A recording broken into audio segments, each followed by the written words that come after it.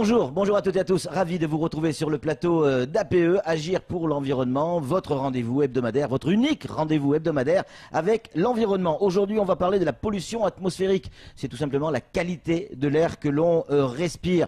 Eh bien, à Mayotte, il n'est pas si mauvais que ça, mais on peut faire beaucoup mieux. Et à qui la faute de cette pollution de l'air? Eh bien, à nous tous. Tous les jours, on va utiliser notre véhicule. On peut peut-être faire mieux. Plutôt que d'être un par véhicule, on pourrait très bien être 3, 4, voire 5 par véhicule. On aura l'occasion d'en parler. Est-ce que c'est possible de changer les choses, agir pour l'environnement au quotidien? En tout cas, moi, j'y crois.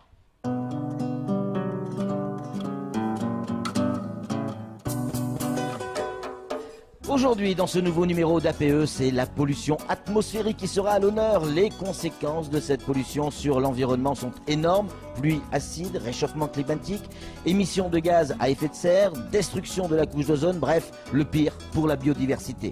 Nous étouffons sous cette pollution que nous avons créée et pourtant nous pourrions agir. Alors nos équipes sont parties sur le terrain pour nous aider à mieux comprendre quelles sont les causes de ces pollutions et comment agir. Nous aurons ensuite avec nous sur le plateau pour approfondir le problème Bruno Brouard-Foster, directeur de AWA Mayotte. Nous aurons également Fassuati Hassani Ali, chargé d'études chez AWA Mayotte bien évidemment, et Mohamed Menji, adjoint au maire de Mamoudzou, chargé de l'aménagement. Enfin, nous retrouverons Anne-Constance Onguena, avec laquelle nous parlerons, comme chaque semaine, des chiffres importants et des gestes à adopter. Parler pollution atmosphérique, c'est pas le plus important, diront certains. Et pourtant, la pollution atmosphérique est la troisième cause de mortalité en France. Vous avez bien entendu, les principaux responsables sont les transports au quotidien. La voiture, tout simplement, ce sont les principaux responsables qui, notamment les bouchons que l'on peut avoir entre Tsararano et Longoni, ces bouchons qui congestionnent, ils commencent à inquiéter les pouvoirs publics et probablement à juste titre. Regardez ce reportage signé Pierre Bellucci, Leslie Vimenet et Abbas Alidi.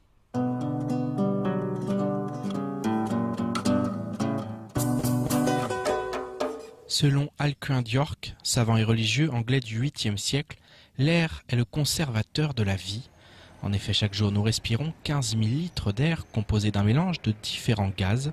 Les polluants représentent 0,05% de la composition de cet air, une petite fraction donc, mais qui peut avoir un impact important sur la santé et les écosystèmes. Mais alors, connaissez-vous les sources de pollution atmosphérique les plus fréquentes à Mayotte? Ah non. Non. Non, pas vraiment. Je sais pas trop, beaucoup de choses. Elles doivent être liées au transport, je suppose. J'imagine les voitures.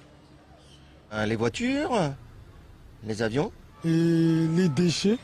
Voies respiratoires, bronches, cœur, les polluants franchissent les barrières de défense naturelle avec de multiples conséquences sur la santé. À Mayotte, et pour répondre au Code de l'environnement, l'association AWAER a été créée le 15 décembre 2014. Depuis 11 zones de surveillance et 18 capteurs ont été installés sur l'île.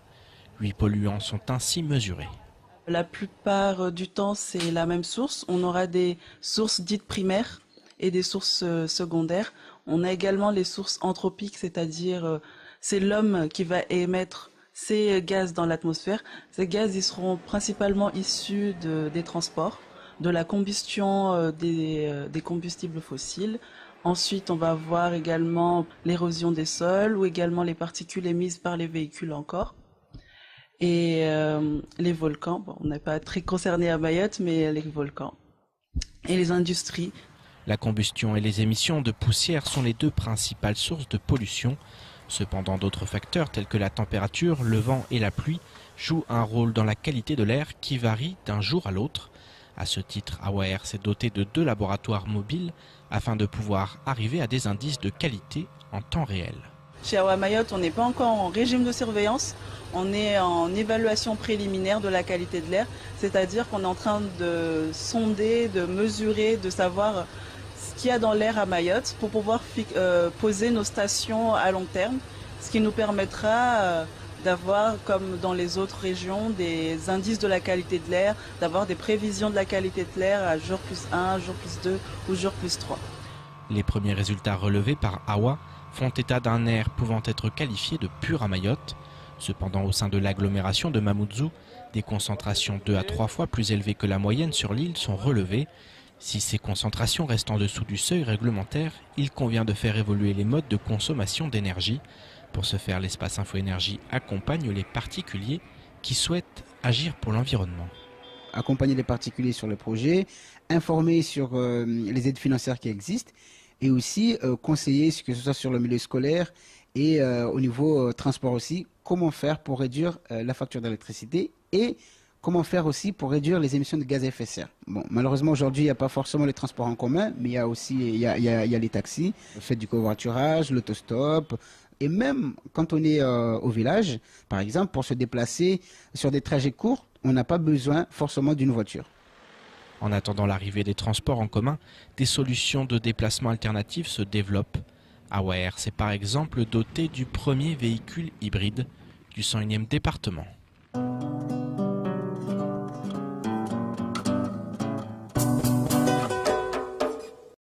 Oui, donc pas si grave que ça non plus, hein, la pollution atmosphérique en tout cas à Mayotte, mais on peut faire mieux, on va en parler tout de suite avec nos invités, à commencer avec Fassuati Hassani Ali, chargé d'études à Awa Mayotte. Bonjour. Bonjour. Également avec nous Bruno Brouard-Foster, le directeur général de Awa Mayotte. Bruno, bonjour. Bonjour. Pareil avec Mohamed Mwenji, qu'on connaît bien sur ce plateau, adjoint au maire et chargé de l'aménagement à la mairie de Mamoudzou. Bonjour. Bonjour Patrick. Et Anne-Constance Onguena du cabinet Incidence avec laquelle on reviendra sur les chiffres incontournables. Mesdames, messieurs, on va commencer évidemment avec la première question. Quelles sont les causes de la pollution atmosphérique? On va commencer avec Bruno, bien évidemment. Les principales causes, c'est quoi? Les principales causes de la pollution atmosphérique sont de deux sortes. Ouais. Bien sûr une activité anthropique et une pollution naturelle aussi qui existe. Donc il n'y a pas que l'homme qui pollue, il y a la nature aussi, quelque part. Bien sûr. Ouais.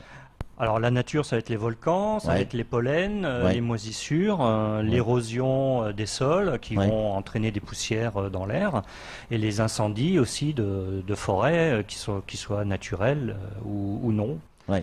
Quelles sont les conséquences sanitaires de ces types de pollution? Ces pollutions ont les mêmes conséquences sanitaires que les pollutions anthropiques. Donc c'est surtout au niveau des particules fines qui vont être respirées par l'être humain qui peut générer des problèmes de respiration. Bien sûr. Ouais. Les conséquences environnementales, elles existent également, elles sont importantes. Fassuati, vous les connaissez, les conséquences environnementales de cette pollution? Oui, dégradation des bâtiments. Oui. On peut voir les bâtiments qui sont au bord de la route, qui sont recouverts de poussière, ou au niveau de l'alimentation aussi. Sur les bâtiments, on peut le voir à l'œil nu? Oui, ça se voit à l'œil nu, surtout à côté des circulations, des routes où il y a de fortes circulations, et de la poussière aussi. Alors vous parlez de l'alimentation, c'est-à-dire? C'est-à-dire que cette pollution, on peut la retrouver aussi dans l'alimentation, où elle peut dégrader sur les fruits, les légumes par exemple, l'agriculture. Ah oui. Peut avoir un impact sur l'agriculture. Et forcément sur la santé également. Mohamed Mwenji, quelles sont les solutions? Comment on peut remédier à ce problème? Au niveau de la ville de Mamoudzou, la commune de Mamoudzou, avec d'autres partenaires, essaye de limiter les effets de cette pollution. Et sachant qu'il a été dit ici, il y a des causes naturelles, mais aussi des causes humaines. Nous agissons sur les deux niveaux. Mais au niveau de la responsabilité de l'homme, nous le voyons à travers la circulation et à travers ces embouteillages. Quand vous analysez un petit peu comment le monde est fait, comment les grandes villes, les grands pôles sont faits, il y a une grande capitale, il y a Rio, il y a Paris, il y a les autres. Et puis il y a toute l'activité qui sont concentrées sur ces capitales-là. Ici, nous avons une petite île, Mayotte, avec la même problématique. Voilà, un centre économique et administratif qui est à Mamoudzou, ce qui fait que tout le monde converge sur Mamoudzou, ce qui crée beaucoup d'embouteillages, beaucoup de difficultés de circulation. Et vous imaginez derrière ce qui est dégagé par ces véhicules, les particules dégagées par ces véhicules. Donc nous, à notre niveau, de mettre en place des politiques publiques, nous essayons de préserver autant que nous pouvons la santé, en tout cas, de la population, au-delà de la question économique qui s'oppose aussi, parce qu'il y a le stress, parce qu'il y a les acteurs qui perdent leur temps dans les embouteillages. Nous essayons de mettre en place une politique volontariste au niveau des transports en commun. Donc il y a un projet qui est en cours, voilà, Caribus. C'est le transport en commun. Voilà, qui est un projet municipal et qui a été transféré parce que la loi le veut, à l'Académa, l'Interco d'Embeni Mamoudzou, et donc avec pour objectif effectivement de limiter, j'allais dire, le côté négatif du véhicule en limitant le nombre de véhicules au centre de Mamoudzou. C'est comme ça qu'on peut améliorer la qualité de l'air, en diminuant le nombre de véhicules et en augmentant le transport en commun en fait. C'est une des solutions, cette solution-là, donc de privilégier, en tout cas de diversifier les modes de déplacement. Transport en commun, mode de déplacement doux, la marche à pied, le vélo, etc. Parce que en plus de ce que nous allons faire au niveau des transports en commun, je rappelle que nous avons un itinéraire vert qui va partir de Tsunzu jusqu'à Kawini. Donc depuis les Hauts-Vallons jusqu'à Passamainti, nous aurons effectivement un site propre, ce qu'on appelle un VHNS. Donc c'est un bus propre, dédié, avec une voie dédiée. Mais à côté de cette voie dédiée, il va y avoir effectivement des aménagements urbains, parce que ce n'est pas seulement un projet de déplacement, c'est aussi un projet de transformation urbaine. Donc, encore une fois, pour encourager les modes de déplacement doux, le vélo, la marche à pied et même le covoiturage. Mais le covoiturage dépasse un peu Mamoudzou. C'est pour cela que tout ce travail-là que nous faisons à Mamoudzou et à Dembeni, c'est un travail qui s'inscrit dans le cadre d'un plan global, en interaction avec le projet interurbain de département qui va être lancé cette année sur l'ensemble du territoire. Donc, encourager les bus. Le bus pollue. Oui, mais polluer peut-être, pollue de moins en moins, parce qu'il y a de nouvelles techniques. En tout cas, bon, il y a plusieurs générations en ce moment de bus qui permettent de faire moins de pollution. C'est pour cela qu'on parle de BHNS, de bus à haut niveau de sécurité. Là, vous faites un heureux. Là, Bruno, il sourit, il est aux anges. En tout cas, c'est ce que nous allons mettre en place. Je rappelle juste que ce projet de la mairie de Mamoudzou et puis de l'Académa aujourd'hui de transport en commun, en site propre, a été retenu dans le cadre de Grenelle 3 de l'environnement en 2013. Donc c'est un projet qui s'inscrit dans une logique de développement durable. Donc j'allais dire le côté environnement, social, sociétal, économique, nous avons tenu compte de cela. En tout cas, ceux qui ont retenu le projet au niveau national, parce que l'État nous accompagne autour de 9 millions pour l'instant, mais vu les annonces de la ministre, l'enveloppe va passer de 9 millions à plusieurs millions. Parce que bon, on n'a pas encore le chiffre définitif, mais c'est pour dire que si l'État s'intéresse au projet de Mamoudzou, de Dembeni maintenant, c'est qu'il y a cet élément-là. Bruno, quand vous entendez ça, évidemment vous aviez le sourire, un bus propre pour remplacer des dizaines de voitures, c'est une partie de la solution, clairement. Oui, clairement, sur Mamoudzou, ce qui manque, c'est les transports en commun pour désengorger. Et donc polluer moins. Et polluer moins. De plus, si les bus qui seront retenus sont plus propres, c'est-à-dire soit marchent au gaz ou à des énergies qui sont... ça serait une bonne nouvelle. Plus propre. Oui, tout à fait. Ou même électrique, ça existe. Fassuati, pourquoi aujourd'hui il faut suivre la qualité de l'air? Est-ce que ça a de l'impact sur la santé? Oui, au quotidien. Au quotidien, ça peut... Il y a... Bim. Oui. Parce que donc ça a un impact sur la santé, ça peut entraîner des maladies asthmatiques, donc c'est très important à surveiller. Il y a un lien, Bruno, directement entre l'impact sur la santé et ce que ça génère en coût également pour soigner. Donc là-dessus aussi, il va falloir faire très attention. Oui, tout à fait. Les coûts qui ont été estimés par une commission du Sénat il y a quelques années, estime à plus de 100 milliards d'euros par an le coût de la pollution atmosphérique pour la société. C'est-à-dire ça va comporter la maladie en elle-même, l'aggravation de maladies telles que l'asthme, des bronchopneumaties, voire jusqu'au cancer. Mais après, ça va aussi être les arrêts maladie qui coûtent très cher, en plus des soins et tout ce qui peut en découler. Et comme on parlait aussi Fassuati tout à l'heure, la dégradation environnementale, que ce soit des bâtiments, et aussi au niveau de la végétation. Bruno, c'est pas n'importe quoi à Ouamayotte. C'est une association qui a été agréée par l'État. Quels sont vos objectifs pour cette année et les années à venir? Oui, tout à fait. Nous faisons partie donc d'un réseau, ce qu'on appelle des ASCA, c'est des associations agréées de surveillance de qualité de l'air. Ouais. Toutes ces associations sont fédérées par Atmo France et nous sommes tous agréés donc par le ministère de l'Environnement pour nos missions. Alors nos missions principales donc vont être de surveiller la qualité de l'air suivant les directives européennes. Donc on a un certain nombre de polluants réglementés à mesurer, à rapporter toutes ces données vers l'État. Et la deuxième mission est de communiquer ces résultats envers la population et mener des niveaux d'alerte si besoin. Alors tout à l'heure, Mohamed Mwenji expliquait le projet Caribus. Il n'y a pas que celui-là, il y a d'autres solutions. Peut-être le contournement de Mamoudzou peut être aussi une solution, peut-être.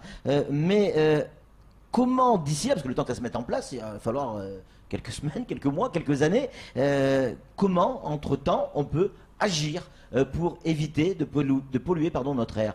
Là, demain matin, qu'est-ce que je dois faire? Alors, il y a plusieurs choses à faire. Déjà sur des déplacements courts, comme on a déjà évoqué, on peut utiliser soit le vélo ou la marche à pied.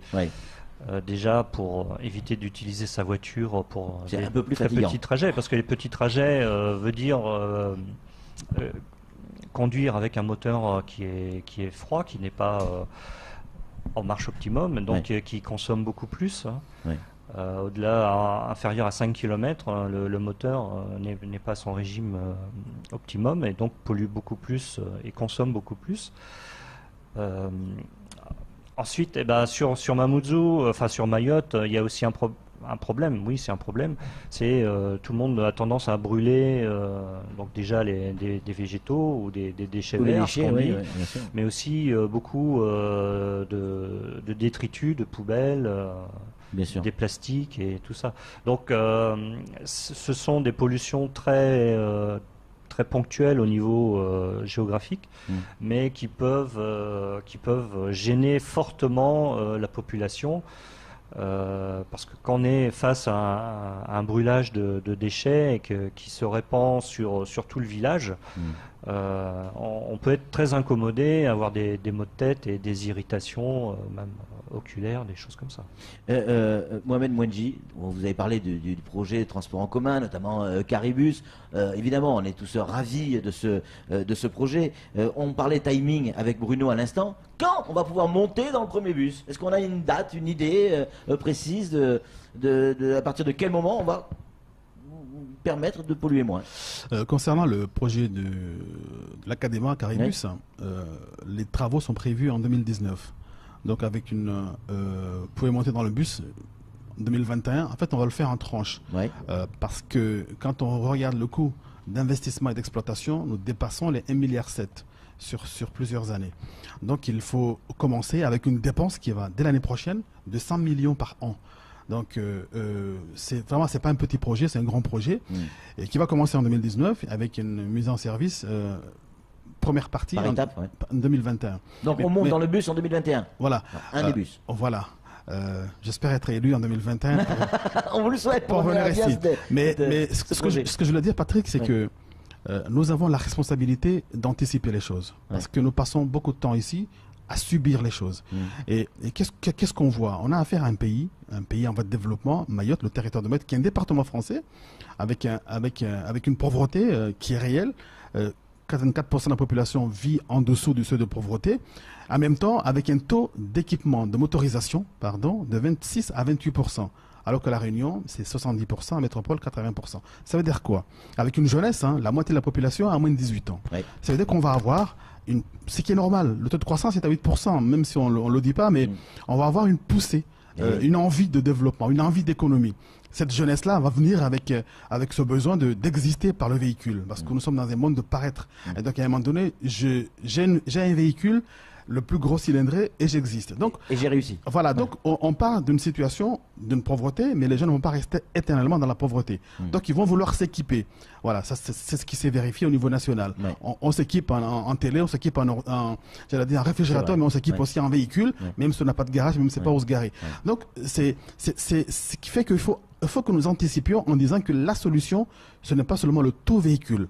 Et que la solution, ce n'est pas seulement de tout concentrer sur Mamoudzou et de venir tous à Mamoudzou. Parce qu'avec un taux de 26 à 28% de motorisation, nous sommes asphyxiés sur Mamoudzou, avec les difficultés qui ont été relevées ici au niveau de la santé. J'ai des enfants qui sont à la limite de l'asthme, donc qui ont du mal à respirer à un moment donné, avec la chaleur, avec les embouteillages, la concentration d'activité, toutes les particules qui sont dégagées.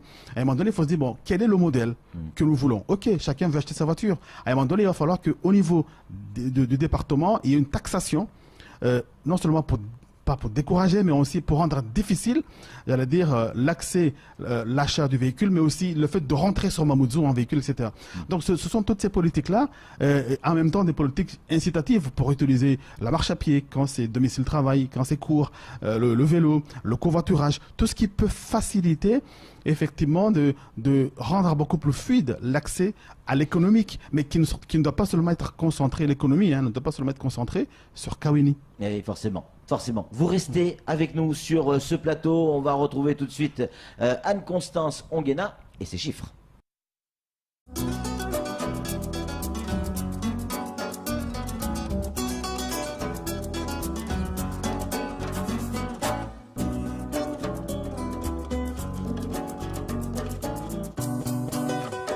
Anne-Constance, bonjour. Bonjour Patrick.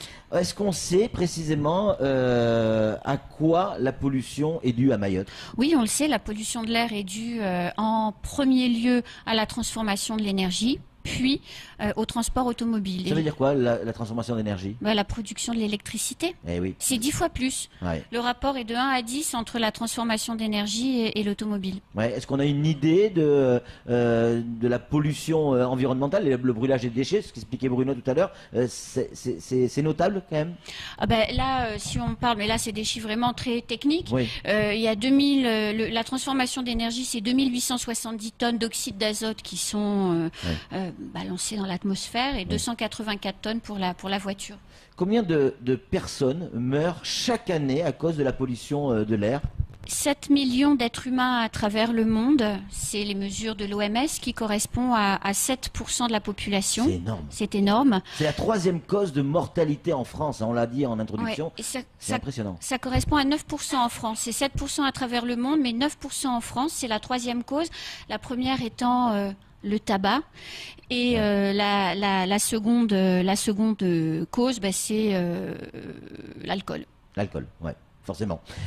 Inhaler 14 000 litres d'air, ça veut dire quoi? On l'a évoqué tout à l'heure, oui. Ça veut dire quoi? Alors, inhaler, c'est pas avaler, ouais. Voilà. Et donc, inhaler 14 000 litres d'air, c'est ce dont on a besoin pour vivre toute une journée. C'est-à-dire que si on est enfermé dans une chambre, par exemple, de 8 mètres carrés toute une journée et qu'on respire l'air sans renouvellement, ça correspond à peu près à 14 000 litres d'air et c'est ce dont on a besoin pour vivre pendant une journée. Alors, tout à l'heure, Fassuati nous expliquait combien il est mauvais de brûler ces déchets verts, notamment dans son jardin. Pourquoi c'est si mauvais? Parce que ça dégage des particules fines qu'on inhale et brûler par exemple 50 kilos de déchets verts dans son jardin, ce qu'on fait allègrement pour ceux qui le pratiquent, moi pas, en saison humide, ça correspond à faire 110 fois le tour de Mayotte dans une voiture à essence. Ah oui. C'est beaucoup quand même. C'est tout simplement énorme. Juste en conclusion, Bruno, elle n'est pas si mauvaise que ça à Mayotte pour l'instant. On mesure des polluants réglementés. Oui. Les mesures sont tout à fait correctes en dehors du Grand Mamoudzou, oui. comme on a évoqué. Et des heures de pointe. Et des heures de pointe, oui. Bien sûr. Après, il y a le ressenti global. Dès qu'on se promène dans Mayotte, on a toujours des fumées à sentir, des choses comme ça. Alors après, voilà, il y a des choses à améliorer. Il faut faire attention. Ouais. On va suivre tout ça de très très près. En tout cas, merci à vous tous d'être venus sur ce plateau. C'est tout pour cette émission, ce numéro spécial concernant évidemment la pollution de l'air. Nous, on se retrouve évidemment la semaine prochaine pour une nouvelle émission d'APE. Ça sera sur la même chaîne, à peu près la même heure. D'ici là, soyez prudents. Salut.